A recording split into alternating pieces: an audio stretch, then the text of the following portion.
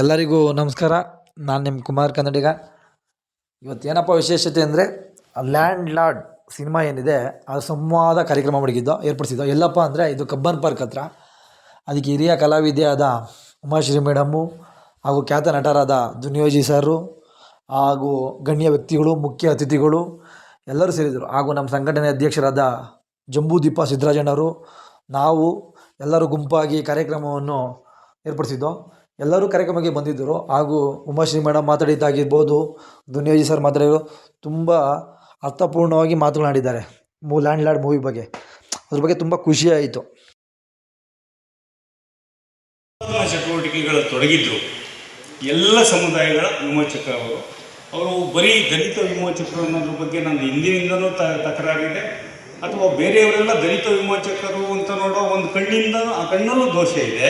ಇವರು ದಲಿತ ವಿಮೋಚಕರು ಮಾತ್ರ ಅಂತ ಭಾವಿಸೋರ ಭಾವನೆಯಿಂದಲೂ ದೋಷ ಇದೆ ಅನ್ನೋದು ನನ್ನ ಭಾವನೆ.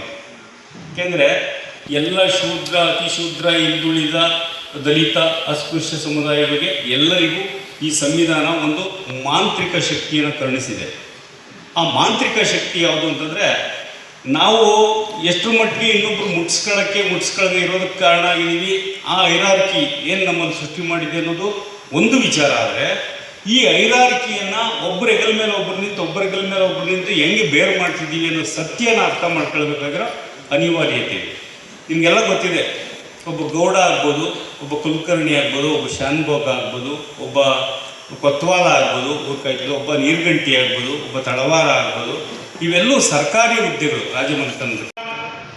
ಹಿರಿಯ ನಾಯಕರು ಹೀರೋ ಆಗಿದ್ದಾರೆ, ಆದರೆ ಅವರು ಸ್ಕ್ರೀನ್ ಮೇಲೆ ಬೆಳಕು ಕಾಣ್ತಾರೆ. ಆದರೆ ನಮ್ಮ ಕರಿಯ ಸ್ಕ್ರೀನ್ ಮೇಲೆ ಬೆಳಕು ಕಾಣಲಿಲ್ಲ ಲ್ಯಾಂಡ್ ಲಾರ್ಡ್ ಅನ್ನೋದು. ಅಂದರೆ ನಮ್ಮ ಬಣ್ಣವನ್ನು, ವ್ಯಕ್ತಿತ್ವವನ್ನು ಮುಚ್ಚಿ ಇನ್ನೊಂದು ಗೌರವವರ್ಣ ಅಂತ ಕರೀತಾರೆ. ನಮ್ಮ ಕನ್ನಡದ ಸಾಹಿತ್ಯಿಕ ಪರಿಭಾಷೆಯಲ್ಲಿ ಗೌರವವರ್ಣ ಅಂತಿದೆ. ಅಂದರೆ ಬೆಳಗಿದವರು ಗೌರವಾನ್ವಿತರು, ಕಪ್ಪಗಿರೋರು ಗೌರವಾನ್ವಿತರು ಅಲ್ಲ ಅಂತ. ಇಂಥ ಮಿತ್ತುಗಳನ್ನು ಒಡೆದು ಹಾಕಿದಾರಲ್ಲ, ಅದಕ್ಕೆ ನಾವು ವ್ಯಕ್ತಿಗತ ನೆಲೆಯಲ್ಲಿ ಡಾಕ್ಟರ್ ರಾಜ್ಕುಮಾರ್ ಅವರು ಹಿಂದುಳಿದ ವರ್ಗದಿಂದ ಬಂದು ಒಬ್ಬ ಕಲಾವಿದರಾಗಿ ಬೆಳೆದು ಅವರು ಜನಮನದಲ್ಲಿ ತಮ್ಮ ಪ್ರೀತಿಯನ್ನು ಬೆಳೆಸಿದ್ರಿಂದಾಗಿ ಆ ದೇವರ ಬಗ್ಗೆ ಒಂದು ರಿಸರ್ಚು ಮಾಡಿ. Thank you. ಮತ್ತು ಈ ಸಾಂಸ್ಕೃತಿಕ ಕಾರ್ಯದರ್ಶಿಗಳಾಗಿರುವಂಥ ಮಹೇಂದ್ರ ಅವರು ದಯವಿಟ್ಟು ಥ್ಯಾಂಕ್ ಯು ಸರ್. ಈ ಸಿನಿಮಾದಲ್ಲಿ ನಡೀತಿರುವಂಥ ಘಟನಾವಳಿಗಳೇನಿವೆ ಇವು ಯಾಕೆ ಇವತ್ತು ಯಾವುದು ಚಂದ್ರಗೌಡ ಹೇಳದಂತೆ ಈ ರೀತಿಯಾದಂಥ ಒಂದು ಫ್ಯೂಡಲಿಸಮು, ಈ ರೀತಿಯಾದಂಥ ಒಂದು ಹಿಂಸದ ವಾತಾವರಣವನ್ನು ಇವತ್ತು ನೀವು ಕರ್ನಾಟಕದಲ್ಲಿ ಹೀಗೆ ನೋಡೋದಕ್ಕೆ ಸಾಧ್ಯವಿಲ್ಲ. ಆದರೂ ಈ ಥರ ಸಿನಿಮಾ ಮಾಡಿದಾರಲ್ಲ ಅಂತ ನೀವು ಕೇಳಿದರೆ, ನನಗೆ ಈ ಸಿನಿಮಾ ಯಾಕೆ ಮುಖ್ಯ ಅಂತ ಅಂತಂದರೆ, ಚರಿತ್ರೆಯನ್ನು ಮರೆತ ಯುವ ಜನಾಂಗ ನಮ್ಮ ಮಧ್ಯೆ ಇದ್ದಾರೆ. ಸಂಪೂರ್ಣವಾಗಿ ಈಗ ನಾನು ಡಿಗ್ರಿ ಕಾಲೇಜಲ್ಲಿ ಕಳೆದ 30 ವರ್ಷದಿಂದ ಪಾಠ. ನನಗೆ ಸಂವಾದ ಅಂದಾಗ ಎಲ್ಲರೂ ಕೂತ್ಕೊಂಡು ಒಟ್ಟಾಗಿ ಚರ್ಚೆ ಮಾಡ್ತಾರೆ ಅಂದ್ಕೊಂಡು ಬಂದೆ. ಇಲ್ಲಿ ಪಾಟೀಲ್ ಸರ್ ನಿಂತ್ಕೊಂಡು ಮಾತಾಡೋಕ್ಕೆ ಶುರು ಮಾಡಿದಾಗ ಸಿನಿಮಾ ಕುರಿತು ನಾವೇ ನಿಂತ್ಕೊಂಡು ಮಾತಾಡಬೇಕು ಅಂತ ಗೊತ್ತಾಯ್ತು. ಹಾಗಾಗಿ ಒಂದಷ್ಟು ಪಾಯಿಂಟ್ಸ್ ಮಾಡ್ಕೊಂಡಿದ್ದೀನಿ. ಎಲ್ಲ ಪಾಯಿಂಟ್ನು ಹೇಳದೆ ಬಿಡಲ್ಲ, 5 ನಿಮಿಷದಲ್ಲಿ ಹೇಳೋಕ್ಕೆ ಪ್ರಯತ್ನ ಪಡ್ತೀನಿ ಖಂಡಿತ. ಮೊದಲನೇದಾಗಿ ಯಾವುದೇ ಕಲೆ, ಸಿನಿಮಾ, ಸಾಹಿತ್ಯ, ಸಂಗೀತ, ನಾಟಕ ಯಾವುದೇ ಆದರೂ ಸಹ ಮನುಷ್ಯ ಆದಿಕಾಲದಿಂದಲೂ ಮನುಷ್ಯರು ಅದನ್ನು ತಮ್ಮ ಅಭಿವ್ಯಕ್ತಿಯ ಮಾಧ್ಯಮವಾಗಿ ಬಳಸ್ಕೊಂಡೇ ಬಂದಿದ್ದಾರೆ. ತಾವೇನು ಹೇಳಬೇಕು ಸುಮ್ಮನೆ ನಮನಗಳು. ಯಾಕೆಂದರೆ ಭಾಳಷ್ಟು ಸಮಯ ಆಯಿತು. ಸಭೆ ಶುರುವಾಗಿ 4:45 ಶುರುವಾಯಿತು. 6:15 1.5 ಗಂಟೆ ಕೇಳಿದ್ದೀವಿ ಮಾತುಗಳನ್ನು. ಮಾತಾಡೋಕ್ಕೆ ಶುರು ಮಾಡಿದರೆ ಮಾತು ಬಲ್ಲವರು, ವಿಷಯ ಗೊತ್ತಿರ್ತಕ್ಕಂಥವ್ರು ಸಾಕಷ್ಟು ಮಾತಾಡ್ತಾ ಹೋಗ್ಬೋದು. ಆದರೆ ನನಗೆ ಇಲ್ಲಿ ಮಾತುಗಳನ್ನು ಬರ್ಕೊಟ್ಟಿದ್ದನ್ನು ಆಡಿ ಅಭ್ಯಾಸ ಆಗಿಬಿಟ್ಟಿದೆ. ಅದರಿಂದ ನಾನೇ ಮಾತಾಡೋದು ಅಂತ ಹೇಳಿದ್ರೆ ಸ್ವಂತ ನಾನೇ ಕಷ್ಟಪಡ್ತೀನಿ. ಮಾಸ್ಟರ್ ಏನು ಬರ್ಕೊಟ್ಟಿದ್ರು ಅದು ನಾನು ಮಾತಾಡ್ತೀನಿ.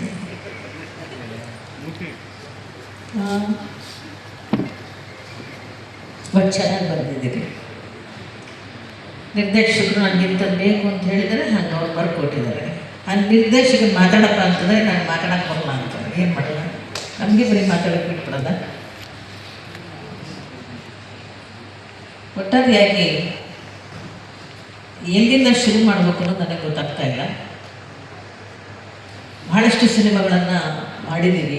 ಯಾವುದು ಅಂದರೆ ಎಲ್ಲಾದರೂ ಉಂಟೆ ಅಂಥ ಇಡೀ ಊರನ್ನೇ ತನ್ನ ಶಕ್ತಿಯಲ್ಲಿ ಇಟ್ಕೊಂಡಿರ್ತಕ್ಕಂಥ ಮುಂದೆ ಕಂಬನ ಕೆಡಬಿಡ್ತಾನೆ. ಯಾರು ಕೆಲಸಕ್ಕೆ ಬರ್ತಾವ, ಯಾರು ಜೀವಿತದ ಮಗ ಕಂಬದಲ್ಲಿ ಕೆಡಬಿಡ್ತಾನೆ ಅಂದರೆ ಒಂದು ಮಗುವಿನಿಂದ ಆ ಒಂದು ದೇವರನ್ನು ಮುಟ್ಟಿಸ್ಬಿಡ್ತಾನೆ, ಹತ್ತಿಸಿ ಅದನ್ನು ಮುಟ್ಟಿಸ್ಬಿಡ್ತಾನೆ ಅಂತಂದರೆ, ನಮಸ್ಕಾರ ಮಾಡಿಸ್ಬಿಡ್ತಾನೆ. ಆ ತಾಯಿಗೆ ಈಗೇನು ಜೀವನದಲ್ಲಿ ಕಂಡೇ ಇಲ್ಲಲ್ಲ, ಅವಳಿಗೇನು ಕಂಡೇ ಇಲ್ಲ.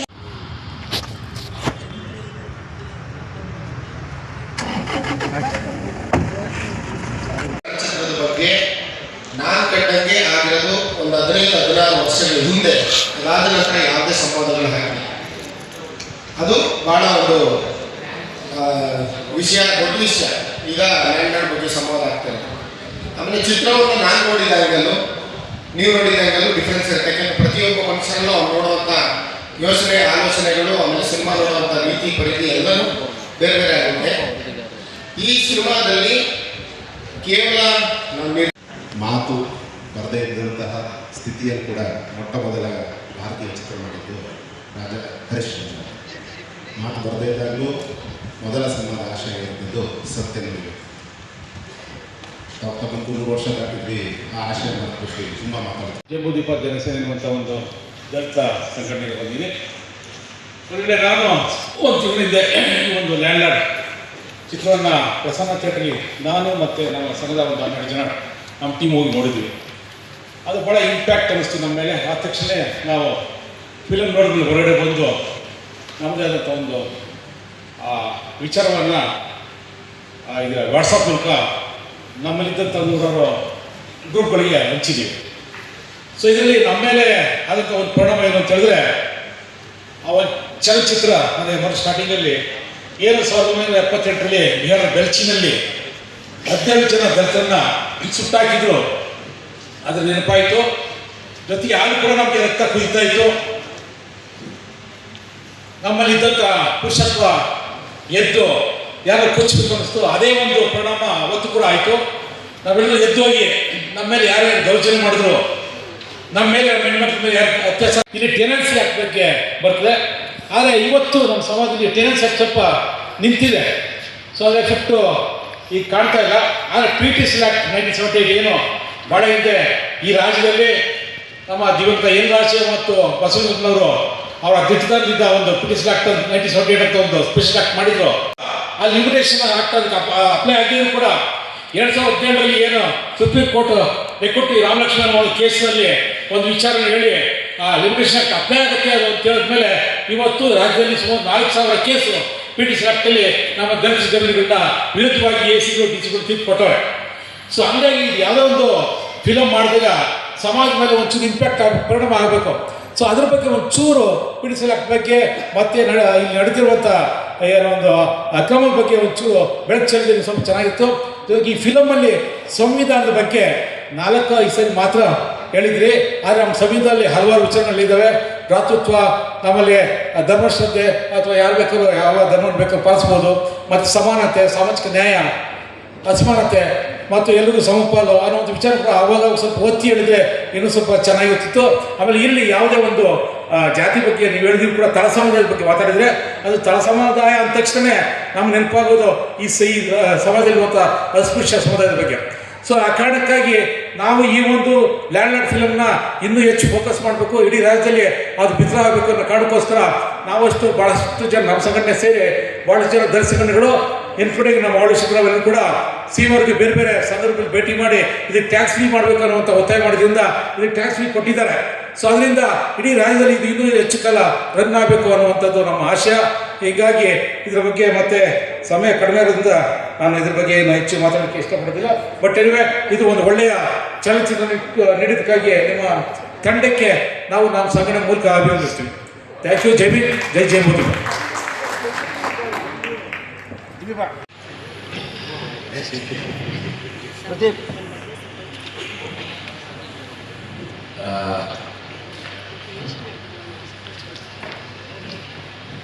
ಸಂವಿಧಾನದ ಮೇಲೆ ಪ್ರಮಾಣ ಮಾಡಿ ಹೇಳ್ತೀನಿ, ಏನು ಹೇಳೋದು ಸತ್ಯನೇ ಹೇಳ್ತೀನಿ.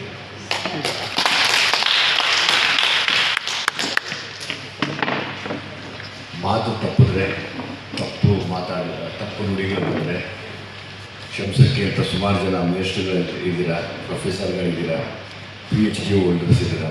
ಹಾಗಾಗಿ ಅದೊಂದು ಧೈರ್ಯದ ಮೇಲೆ ಇವತ್ತು ಮನಸ್ಸನ್ನ ಧೈರ್ಯ ಮಾಡಿಕೊಂಡು ನಿಂತ್ಕೊಂಡು ನಾನು ಯಾವಾಗಲೂ ಹೇಳ್ತೀನಿ, ನಾನು ಓದಿರೋ ಕಡೆ ನನಗೆ ಭಯ, ಅದನ್ನು ಪುಟ್ಟದಾಗಿ ನಾನು ಮಾರ್ಕ್ ಮಾಡ್ತಾ ಕೂತಿರ್ತೀನಿ. ಯಾವಾಗಲೂ ಭಯ ನನಗೆ ಯಾವಾಗಲೂ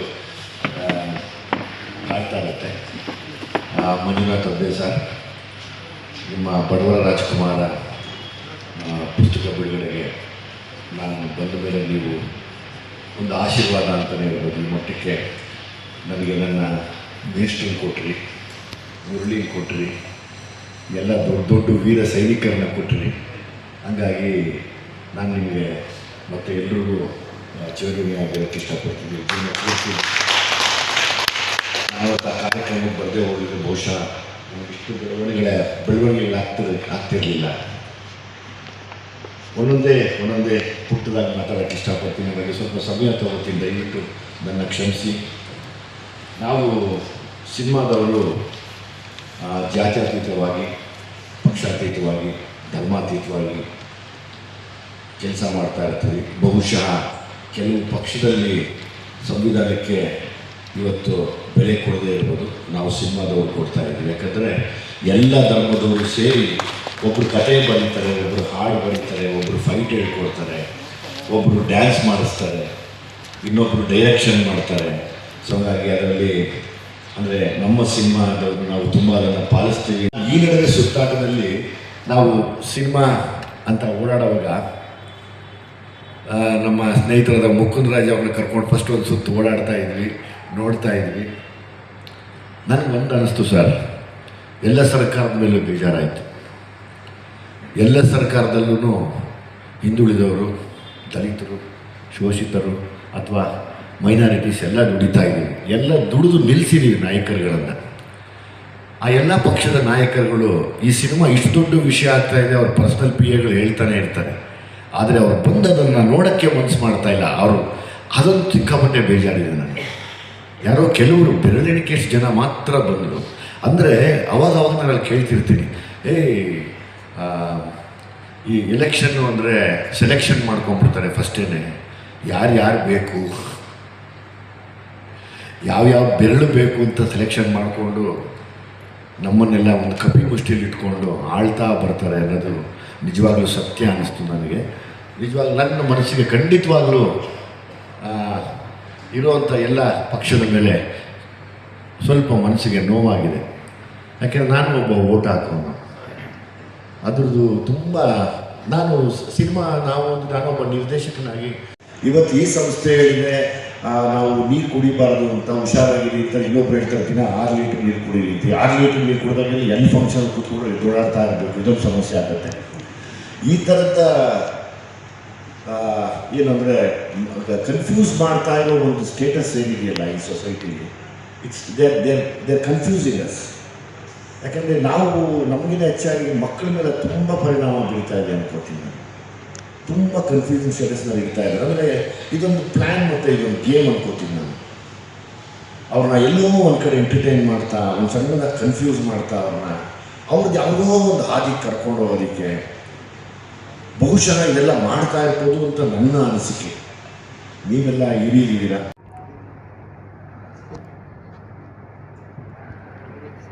ನಮಗೆ ವಿಜಯ್ ಏನು ಅಂತ ತುಂಬ ಜನಕ್ಕೆ ಗೊತ್ತಿರಲಿಲ್ಲ. ಇತ್ತೀಚೆಗೆ ಈ ಸಿನಿಮಾ ಬಂದಮೇಲೆ ಅವರ ತುಂಬ ಹತ್ತಿರ ಸಿನಿಮಾ ಬಂದಮೇಲೆ ಅವರು ಮತ್ತು ಎಲ್ರಿಗೂ ತುಂಬ ಥ್ಯಾಂಕ್ಸ್. ನಾನು ಇದು ರಿಲೀಸ್ ಆದ ಮುಂಚೆ ಹೇಳಿದೆ ಈ ಸಿನಿಮಾ ತುಂಬ ಚರ್ಚೆಗೊಳಗಾಗುತ್ತೆ ಅಂತ. ಬಟ್ ಚರ್ಚೆ ಜೊತೆ ಬರವಣಿಗೆಗೂ ಒಳಪಡ್ತು. ತುಂಬ ಜನ ಬರೆದ್ರಿ, ಮನಸಾರೆ ಬರೆದಿದ್ರಿ. ಈ ಥರದ ಪ್ರಯೋಗಗಳು ಆಗಬೇಕು, ಇದರಿಂದ ಉಪಯೋಗಗಳಂತೂ ತುಂಬ ಆಗುತ್ತೆ. ಸೊ ಧನ್ಯವಾದಗಳು ನಮ್ಮ ಜಡೇಶ್ ಸರ್ಗೆ ಮತ್ತು ವಿಜಿ ಅವ್ರಿಗೆ, ಮತ್ತು ವೆಲ್ಕಮ್ ರಿತನ್ಯ. ಈ ಹುಡುಗಿಗೆ ನಿಮ್ಮೆಲ್ಲರ ಆಶೀರ್ವಾದ ಬೇಕು. ಮತ್ತು ಸಿನಿಮಾ ಇಷ್ಟು ಕಷ್ಟನ ಅನಿಸೋಷ್ಟು ಓಡಾಡ್ತಿದ್ದಾಳೆ. ಮತ್ತು ಶ್ರೀಕಾಂತ್ ನನ್ನ ಜೊತೆ ಸಂಭಾಷಣೆಕಾರನಾಗಿ ಗುರುತಿಸ್ಕೊಂಡಿದ್ದು. ನನಗೆ ಇಷ್ಟು ಬರ್ಕೊಳ್ಳೋನು, ನಾನು ಅದರಲ್ಲಿ ಈ ತೀಟೆಗಳೆಲ್ಲ ಬರ್ತಿತ್ತು. ಬಟ್ ನನಗೆ ತಲೆಕೆಗಳು ಬರ್ತಿತ್ತು. ಇಲ್ಲಿ ಆಗಬೇಕಾಗಿರೋದು ಸಂಧಾನ ಅಲ್ಲ, ತಂದಿದ್ದಾನೆ ಅಂದಾಗ ಇಡೀ ಥಿಯೇಟ್ರ್ ವಿಜಿಲ್ ಹೊಡೆದಾಗ ನಮಗೆ ತುಂಬ ಅಂತು. ತುಂಬ ಥ್ಯಾಂಕ್ಸ್ ನಿಮ್ಗೆಲ್ರಿಗೂ. ಎಲ್ಲರ ಸಮಯಕ್ಕೂ ಬೆಲೆ ಇದೆ. ನೀವು ಅಷ್ಟು ಸಿನಿಮಾ ಥಿಯೇಟ್ರಿಗೆ ಬರೋದ್ರಿಂದ ಈ ಥರದ ಸಭೆಗಳು ನೀವೇ ಆರ್ಗನೈಸ್ ಮಾಡಿ ಕರೆದು ನಮ್ಮಂಥವ್ರನ್ನೆಲ್ಲ ಕೂರಿಸಿ ಮಾತಾಡಿಸ್ತಾ ಇರೋದು ತುಂಬ ತುಂಬ ಆಭಾರಿಗಳು ನಾವು. ಈಗ ಶ್ರೀಕಾಂತ್ ಮತ್ತೆ ಇರುವಂತಹ ಎಲ್ಲ ಹಿರಿಯರಿಗೆ ಮತ್ತೆ ಇಷ್ಟೊಂದು ತಾಳ್ಮೆಯಿಂದ ಈ ಕಾರ್ಯಕ್ರಮದಲ್ಲಿ ಸಂವಾದದಲ್ಲಿ ಪಾಲ್ಗೊಂಡಿರುವಂತಹ ಇಲ್ಲಿರುವಂತಹ ಎಲ್ಲರಿಗೂ ನನ್ನ ಪ್ರೀತಿಯ ನಮಸ್ಕಾರಗಳು. ತುಂಬ ಕಡಿಮೆ ಮಾತಾಡ್ತೀನಿ. ಇಂಥ ಒಂದು ಜವಾಬ್ದಾರಿಯುತವಾದಂತಹ ಪಾತ್ರ ನಾನು ಮಾಡ್ತೀನಿ ಅಂತ ನಂಬಿ ನನಗೆ ಒಂದು ಸ್ಫೂರ್ತಿ ಮತ್ತು ಮೋಟಿವೇಶನ್ ಕೊಟ್ಟಂತಹ ಮೊದಲನೇ ಪರ್ಸನ್ ಅಪ್ಪ. ಪ್ರತಿದಿನ ನೀನು ಮಾಡ್ತೀಯ, ನೀನು ಹೊಸದಾದ್ರೂ ನಿನ್ನ ಕೈಯಲ್ಲಿ ಆಗುತ್ತೆ ಮಗಳೇ ಅಂತ ನನಗೆ ಹಗಲು ರಾತ್ರಿ ನನಗೆ ಈ ಒಂದು ಶಕ್ತಿ ತುಂಬಿದಂಥವ್ರು. ಹಾಗೆ ಇಷ್ಟು ಅದ್ಭುತವಾಗಿ ನೀವೆಲ್ಲರೂ ಇಷ್ಟಪಡೋ ಹಾಗೆ ಇದನ್ನ ಬರೆದಂತಹ ನಮ್ಮ ನಿರ್ದೇಶಕರು ಸರ್, ಯಾವತ್ತೂ ನಿಮಗೆ ಚಿರಋಣಿ. ಥ್ಯಾಂಕ್ ಯು ಸೋ ಮಚ್ ನಿಮಗೆ. ಯಾವತ್ತು ಸದಾ ನೆನಪಲ್ಲಿ ನಾನು ಗ್ರೇಟ್ಫುಲ್ ಆ್ಯಂಡ್ ಥ್ಯಾಂಕ್ಫುಲ್ ಆಗಿರ್ತೀನಿ ನಿಮಗೆ. ಹಾಗೆ ಇಲ್ಲಿವರೆಗೂ ಈ ಸಿನಿಮಾಗೆ ಇಷ್ಟೊಂದು ಪ್ರೀತಿ ಕೊಟ್ಟು ಸಪೋರ್ಟ್ ಮಾಡ್ತಾ ಇರೋ ನಿಮಗೂ ಥ್ಯಾಂಕ್ ಯು ಸೋ ಮಚ್. ಜೈ ಭೀಮ್. ದುನಿಯಾ ವಿಜಯ್. ಒಂದು ನಮ್ಮೂರಲ್ಲಿ ಒಂದು ದೊಡ್ಡ ಪೋಸ್ಟರ್ ಹಾಕಿದೆ, ಇನ್ಮೇಲೆ ದುನಿಯಾ ನಮ್ಮದು ಅಂತ. ಅದು ಬರೀ ವಾಚ್ಯಾರ್ಥ ಅಲ್ಲ, ಜೈ ಭೀಮ್ ಅಂತ ಹೇಳಿದ ಒಂದು ಕಾಂಟೆಕ್ಸ್ಟಲ್ಲಿ ಇವತ್ತೇನು ಸೆಟ್ ಆಗಿದೆ, ಇನ್ಮೇಲೆ ದುನಿಯಾ ನಮ್ಮದು ಅಂತ ನಾವು ತುಂಬ ಧೈರ್ಯವಾಗಿ ಹೇಳ್ಬೋದು. ಅದು ಈ ದುನಿಯಾನೂ ಹೌದು, ಈ ದುನಿಯಾನೂ ಹೌದು. ಆ ಒಂದು ಬೆಂಬಲ ನಮ್ಮೂರವರು ಕೊಟ್ಟಿದ್ದಾರೆ ದುನಿಯಾ ವಿಜಯ್ ಸರ್ಗೆ ಅಂತ ಭಾವಿಸ್ತೀನಿ. ಸಿನಿಮಾ ಹೌಸ್ಫುಲ್ಲಾಗಿ ಓಡ್ತಾ ಇದೆ, ಆನೇಕಲ್ಲಲ್ಲಿ ಸಕ್ಸಸ್ ಆಗಿದೆ. ಬೇರೆ ಬೇರೆ ರಾಜ್ಯದ ಬೇರೆ ಬೇರೆ ಕಡೆ ಸಿನಿಮಾ ಈಗಲೂ ಕೂಡ ಜನ ಹೋಗ್ತಿದ್ದಾರೆ, ಹೌಸ್ಫುಲ್ ಆಗ್ತಾ ಇದೆ. ಹೊಸ ಹೊಸ ಪ್ರೇಕ್ಷಕರು ಗುಂಪಾಗಿ ಬರ್ತಾ ಇದ್ದಾರೆ. ಮತ್ತು ಕನ್ನಡ ಸಿನಿಮಾ ಪರಂಪರೆ ಒಳಗಡೆ ಒಂದು 15-20 ವರ್ಷದಿಂದ ನಾನು 1 ನಿಮಿಷದಲ್ಲಿ ಮುಗಿಸ್ತೀನಿ. ಹೇಳಬೇಕು ಅಂತ ತುಂಬ ಇದೆ, ಬಟ್ 1 ನಿಮಿಷದಲ್ಲಿ ಮುಗಿಸ್ತೀನಿ. ಈ ಬಂಡಿಗಳು